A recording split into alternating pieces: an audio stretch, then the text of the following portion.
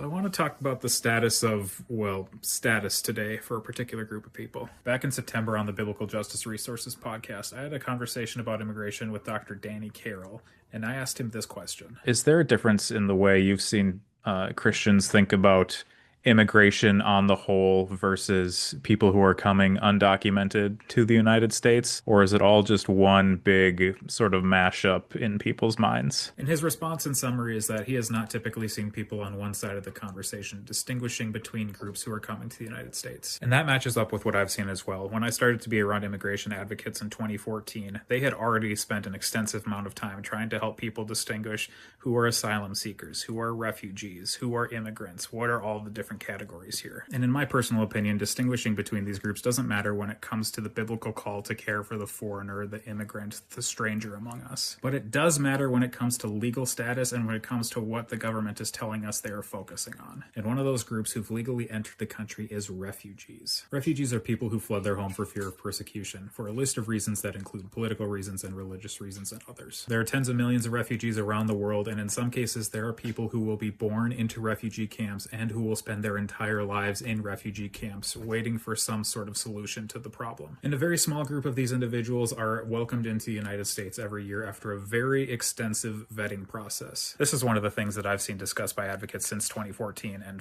certainly before then, is that refugees spend at least 2 years being vetted by the United States government before they're allowed to come to the United States. And we've seen certain extreme cases where that may not be the case, where people are welcomed in sooner, but in places like Afghanistan, you have people who are working with the United States military, and so we already knew who they were. It's not like we don't know who the people are who are coming to the United States. Now, what we've been told about ICE and who DHS is trying to target here is that they're trying to target violent criminals who are in the United States and get them out of the United States. And that is the smallest percentage of what is happening right now. And instead what's happening is we're seeing ICE targeting what people would maybe describe as low-hanging fruit, which is not a good way to talk about other human beings.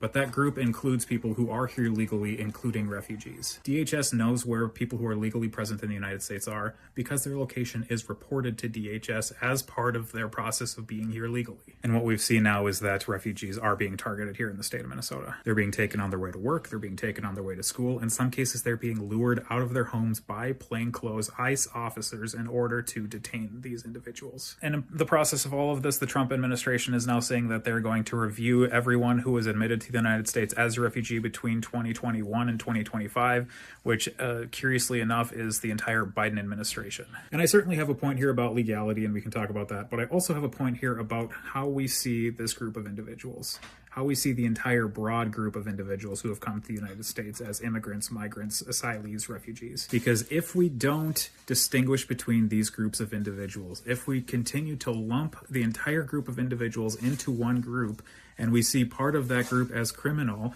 it is not surprising, logically, that you then see the entire group as criminal, which is, of course, both legally and morally wrong. Now, for Christians in particular, it is important to know that a lot of people who are coming to the United States are Christians fleeing persecution, which is why you have groups like World Relief, who's the humanitarian arm of the National Association of Evangelicals, denouncing the actions of the Trump administration right now. Because in part, World Relief, along with a bunch of other religious organizations, are the people who have been resettling refugees since the Refugee Act of 1980. So if you're someone who would say only the worst of the worst are being picked up right now, maybe take a look at who's actually being picked up on the ground right now. And if you're someone who cares about this, this is another thing to talk to your legislators about at this point in time.